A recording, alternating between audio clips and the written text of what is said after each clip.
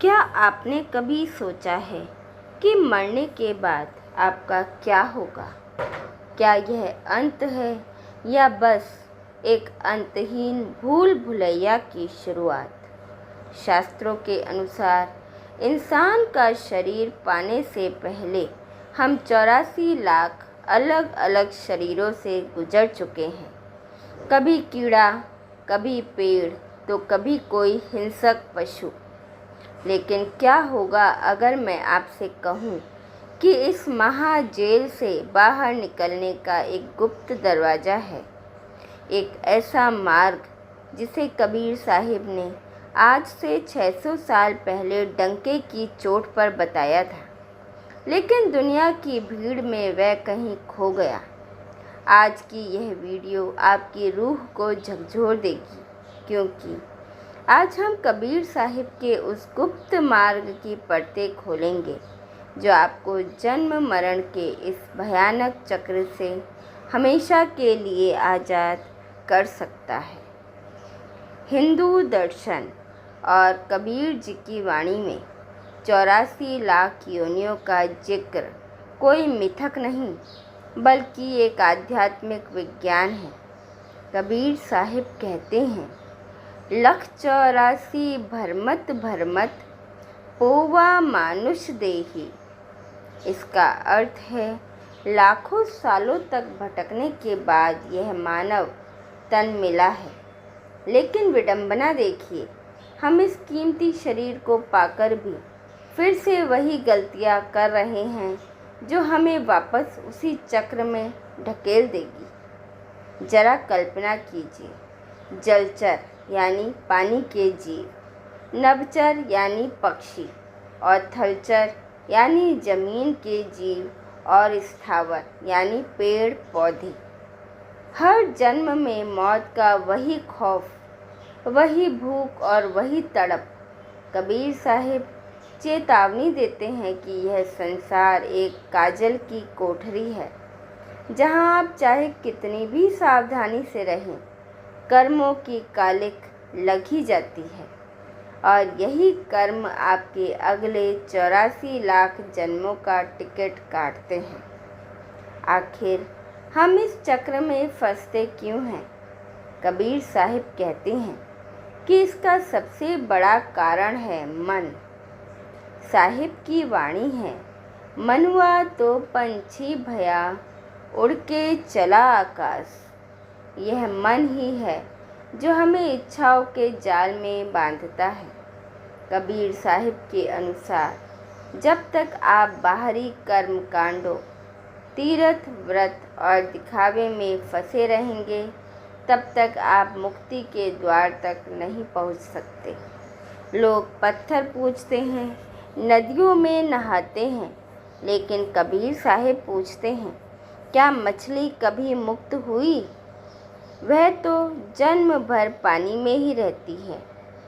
असली गंदगी शरीर पर नहीं, अंतर मन की वासनाओं में है। जब तक यह मन शांत नहीं होता और शब्द से नहीं जुड़ता, तब तक 84 लाख का चक्कर चलता ही रहेगा।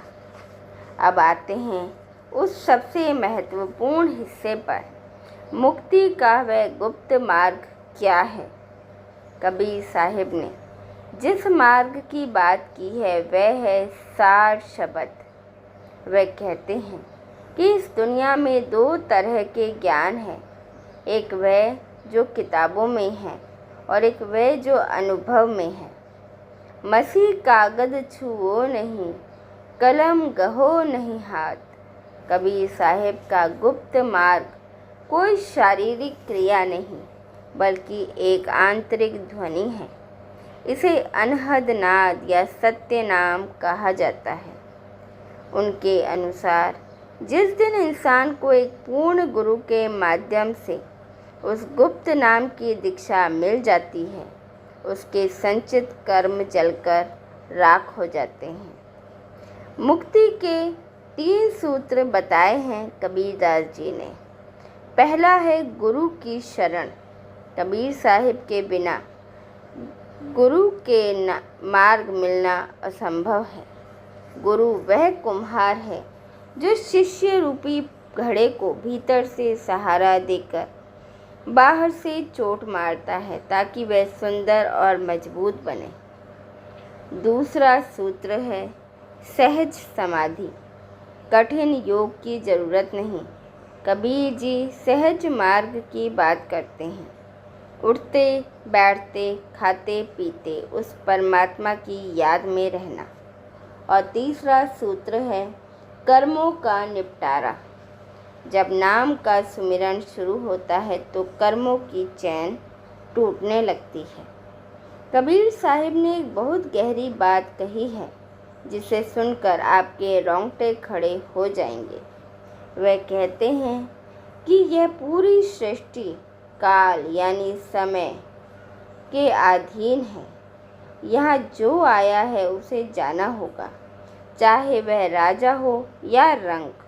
लेकिन एक और देश है, अमर लोक या सतलोक। मुक्ति का मतलब स्वर्ग जाना नहीं है, क्योंकि स्वर्ग भी अस्थायी है।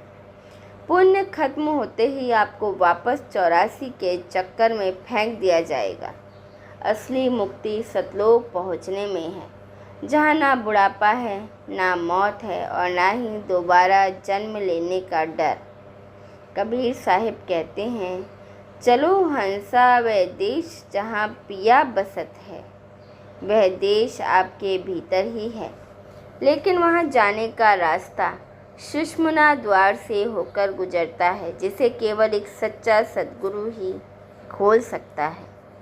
भाइयों और बहनों, 84 लाख योनियों का यह सफ़र बहुत लंबा और थका देने वाला है।